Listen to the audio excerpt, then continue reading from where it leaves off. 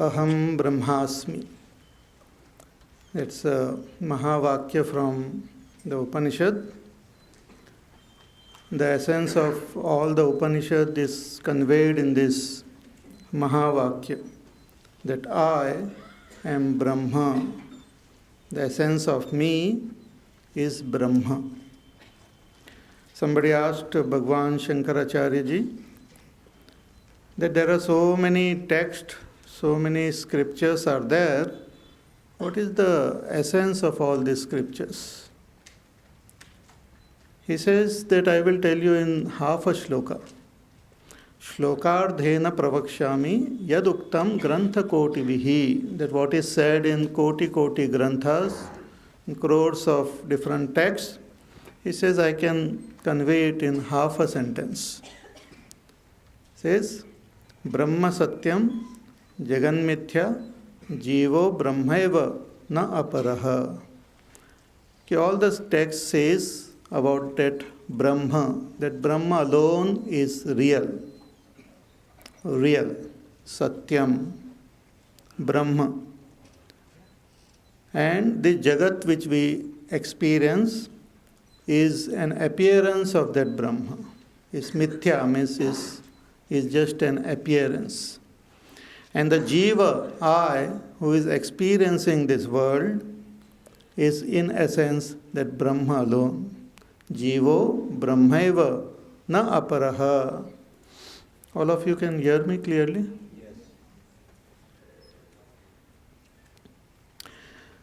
So this oneness of Jiva and Brahma is indicated in all the scriptures, our Upanishads.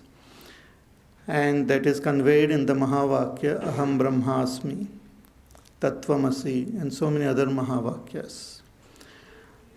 The elaborate commentary on this Mahavakya, Aham Brahmasmi, you can say, is this Bhagavad Gita. In the first 6 chapters, Bhagwan conveys the real meaning of the word Aham, I. In the next set of 6 chapters, Bhagwan reveals what is the meaning of the word Brahma. And in the last set of 6 chapters, he also indicates how they are one. Their oneness is also revealed. So we have seen till 6 chapters, and then we saw last time the 7th.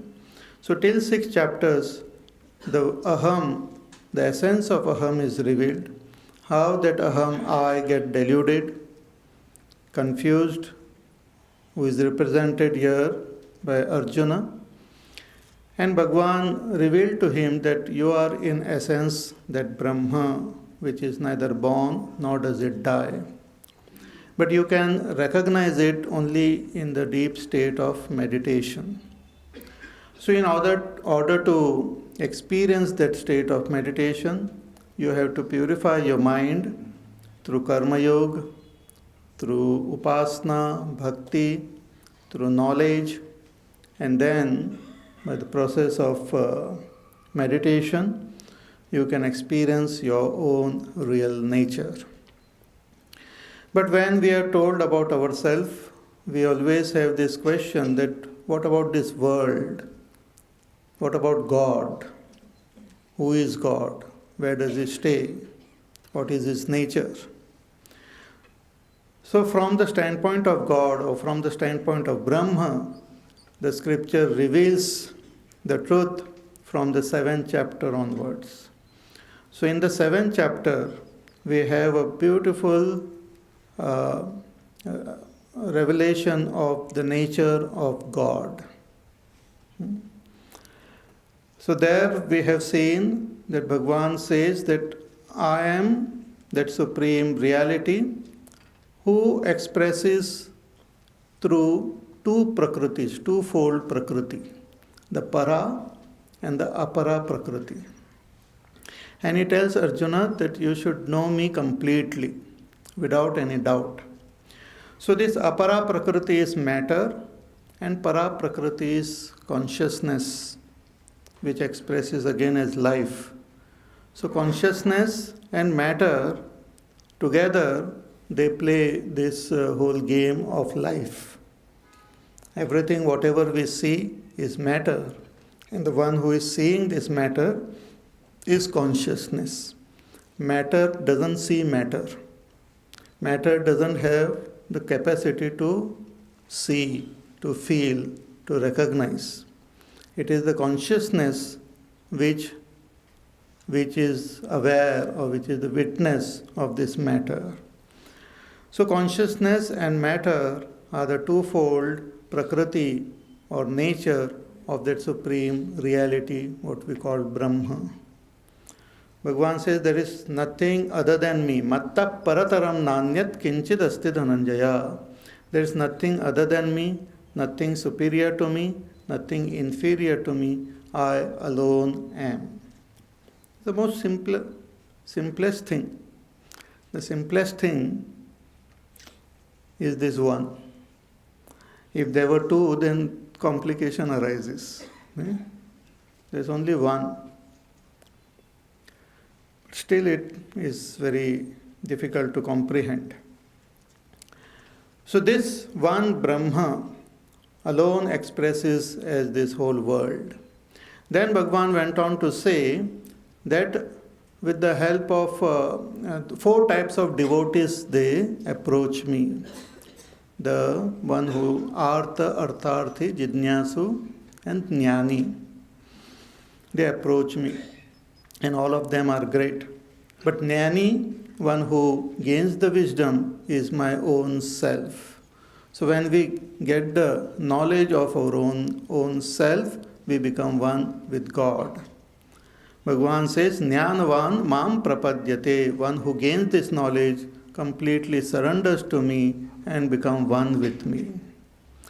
In order to be free of this samsara, in order to be free of all sorrows and pain, Bhagavan says people or seekers, they put forth effort, they do their spiritual sadhana, and they ultimately attain me.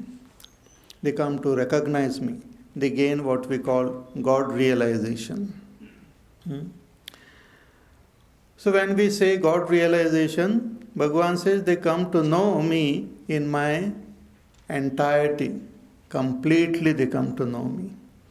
And in the last two verses of the previous chapter, in the 7th chapter, Bhagavan told Arjuna that one who knows me, they know me as Brahma, they know me as Adhyatma, they know my all actions, they know me as Adhibhut, they know me as Adhidaiva, they know me as Adhiyajna, and even at the time of death, they come to know me. So Bhagavan used various these technical terms. Many times the speaker purposely uses some technical terms and also that the listeners become alert and they ask questions. And when they ask questions, they become more alert.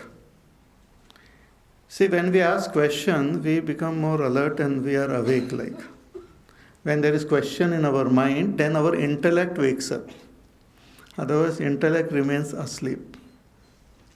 Therefore, when we are solving puzzles and all, the intellect is awake. It gives exercise to our brain and all. So here, Bhagavan just flooded Arjuna with lot of technical terms. He says that one who knows me, he knows me completely with all my aspects as Brahma, as Atma, with all my karma, with that is action, Adhibhut, Adhidaiva, and Adhiyajna. And at the time of death also, they come to know me. So when Arjuna heard this, he got this doubt that what are these various terms which Bhagavan used? Can you explain these terms? So this 8th chapter begins with Arjuna's question. So it is like a continuation of the 7th chapter. Just doubts are raised and Bhagavan continues. So in this is a very interesting chapter. In this chapter, Bhagavan not only explains all these various terms which he had used in the 7th chapter, but he also gives us the wonderful path by which we can experience him even at the time of death. Even if a person has not done any sadhana, even at the time of death, just about to leave, we can experience God. He gives a very beautiful, simple path. Bhagavan also goes on to explain that those who don't know me, those who don't attain me, after death, what happens to them? So this is a beautiful question we generally have. Not beautiful, but this very popular question. What exactly happens after death? What happens? Where do we go? Are we there or not? And if we are there, where do we go? What happens to us? So that question is very beautifully analyzed and explained in this chapter. And Bhagwan, it's a very short chapter. So very systematically Bhagwan replies to Arjuna's question. So let us begin.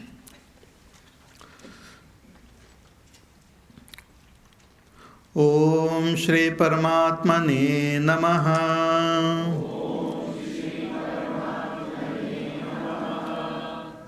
अथ अष्टमोऽध्यायः अर्जुन उवाच किं तद् ब्रह्म किमध्यात्मम् किं कर्म पुरुषोत्तम अधिभूतं च किं प्रोक्तम् अधिदैवं किमुच्यते अधियज्ञः कथं कोत्र देहेऽस्मिन् मधुसूदन प्रयाणकाले च कथम् नेयोऽसि नियतात्मभिः किं तद् ब्रह्म किमध्यात्मम् किं कर्म पुरुषोत्तम अधिभूतं च किं प्रोक्तम्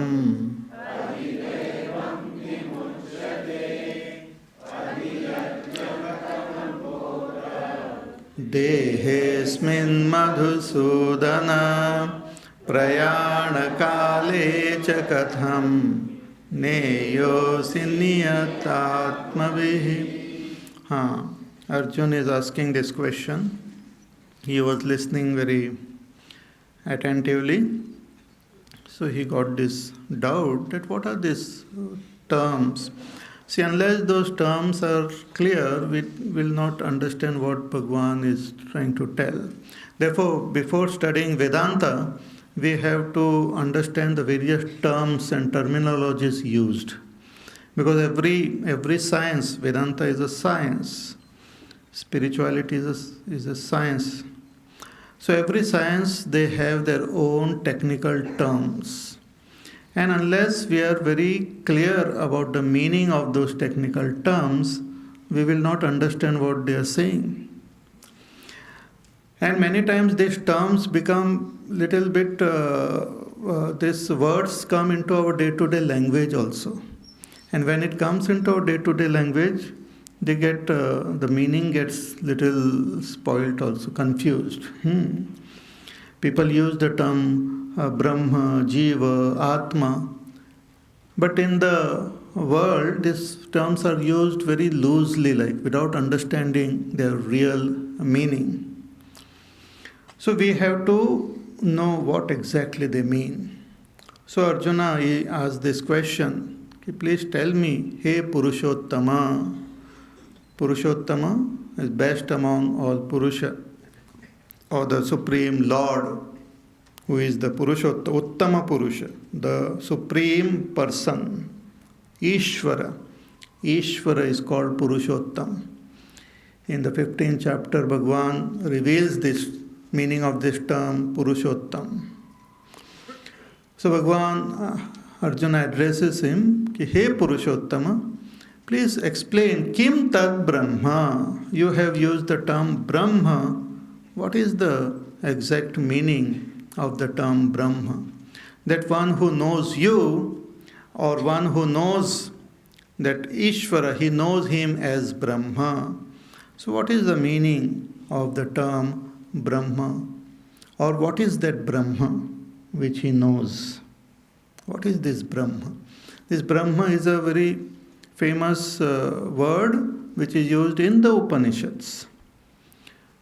Upanishad uses for that supreme reality the term Brahma.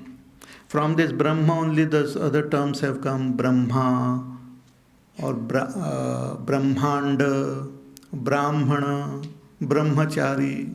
So many terms have come. The original this word is that Brahma, which is also derived from the root Braha. Braha means to grow, or which is big. To grow or big. So Kim Tad Brahma? What is that Brahma? Kim Adhyatmam? All these terms Bhagavan himself had used. So Arjuna just repeats them. He says, what is Adhyatma? Adhi Atmam. Atma means the self. Adhi means that which is related to the self. What is that which is related to the self?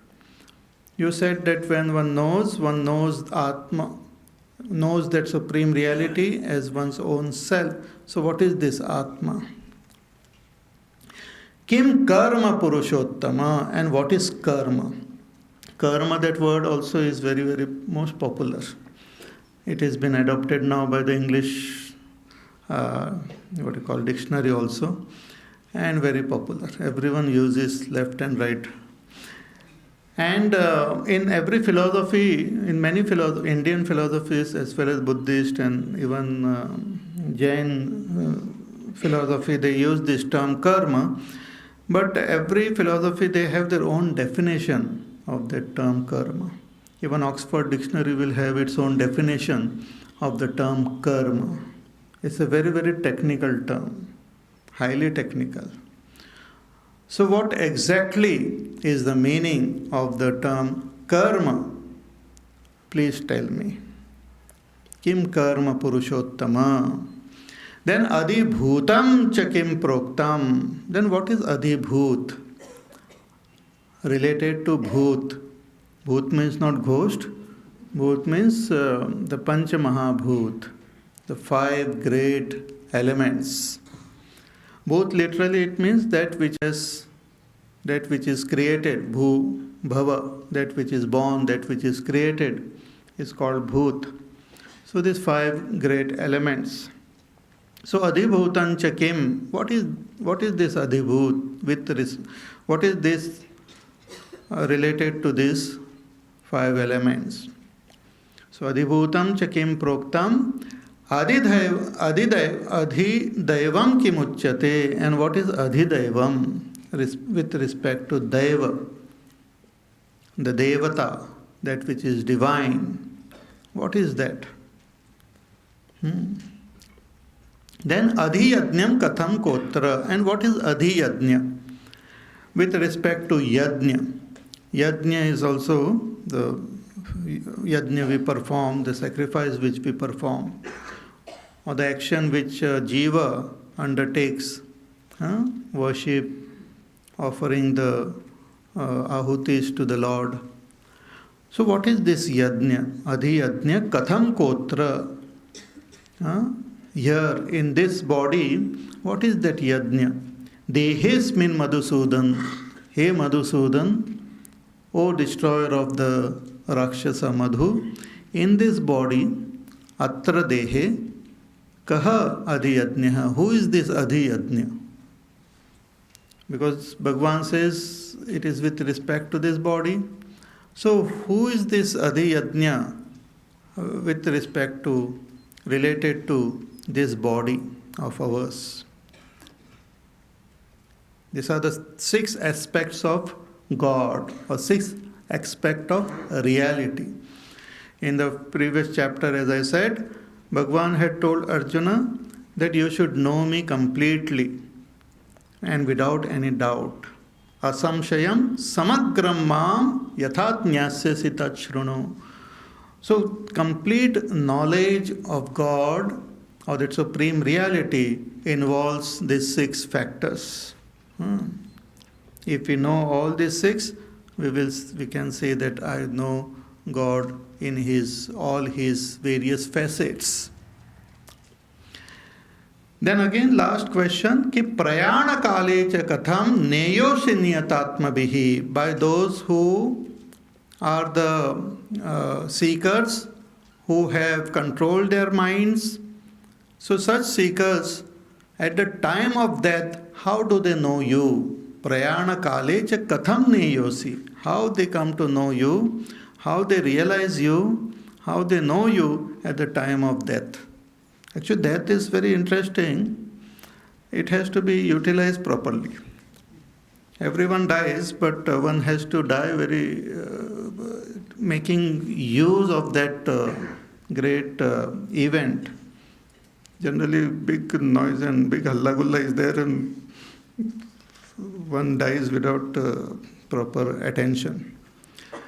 So, how one can die in such a way that one can know God?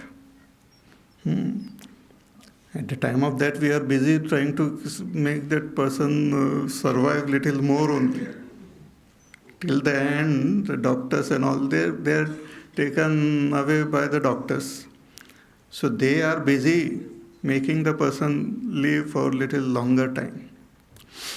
But here, Arjuna is asking that, what is that? Please tell me how one can know you at the time of that prayana kale. Prayan means prakarshena yan, means very well when we live and go. When we go into deep sleep state, also we leave the body and go. That's also going only, but this is very well going. One is going and coming back. But that is going and not coming back into that body. Therefore it's called prayan. Otherwise we go from this body when we are asleep or in coma or in unconscious state, and then again we come back into this body. But at the time of death we leave this body not to come back. So it's a great opportunity for us to realize God, because that is a natural way in which one becomes free of all attachment. One can drop all that baggage very naturally, because anyway we are dropping this body, so the body contains lot of our baggage is related to the body only. Keep on standing at the baggage claim, waiting for the baggage. So when the body itself is dropped, no baggage then. So it's a beautiful moment wherein one can know God. So prayana kale cha katham neyosi niyatatmabhihi. So these are the 7 questions, important questions which Arjuna raises, and the entire chapter is a reply to these questions. The first few questions Bhagavan replies briefly, and then he elaborates on some of the questions. So let us see the reply. Shri Bhagavan Vacha Aksharam Brahma Paramam Svabhavodhyatmam Uchyate भूतभावोद्भवकरः विसर्गकर्मसञ्ज्ञितः अक्षरं ब्रह्म परमं स्वभावोऽध्यात्ममुच्यते.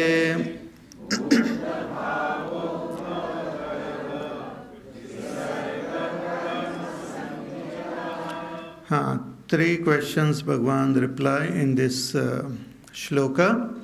Shri Bhagavan Vacha. He says, what is that Brahma? Aksharam Brahma Paramam. Briefly, the answer is given. Sometimes we have in our exams also answer, what do you call, answer briefly. Objective type like. And sometimes they are quite tough, and it immediately reveals whether you really know the subject or not, or you're totally bluffing. Instantly the teacher comes to know from that. So here Bhagavan briefly answers what is Brahma. He says Brahma, he uses two terms to explain Brahma. He says Aksharam and Paramam. Akshar means imperishable, that which doesn't perish, that which doesn't get destroyed, that which doesn't get negated is called Brahma. Aksharam, Kshara means to kshaya, to decay, to perish. But Aksharam, which doesn't get decayed, doesn't perish at all. The term Brahma itself also is very beautiful. As I said, it means big. Big means infinite. In the Upanishad, it is indicated as Satyam Jnanam Anantam Brahma. It is absolute real. Satyam, it is of the nature of pure consciousness. And Anantam, Anantam is infinite. But all these terms actually may not really convey or may not bring any picture in front of our mind, because it is beyond all pictures. It is beyond all definitions. So Aksharam, that which doesn't get negated. See, all that we experience in this world, the world of names and forms, of all this matter, constantly it decays and undergoes modification. It is affected by time. All that we experience is affected by time. It undergoes modification constantly. But Brahma is that which doesn't undergo any modification, any change at all. That is one of the most important characteristic of that supreme reality, which is expressing as this world. It itself doesn't undergo any change. Time doesn't touch it, because all change is happening or possible in time, but time cannot touch it. Time is also an expression of our thoughts only. Time is also felt when the mind is active. This Brahma is beyond time, beyond space, beyond all objects. It is Aksharam, na ksharati. It doesn't undergo any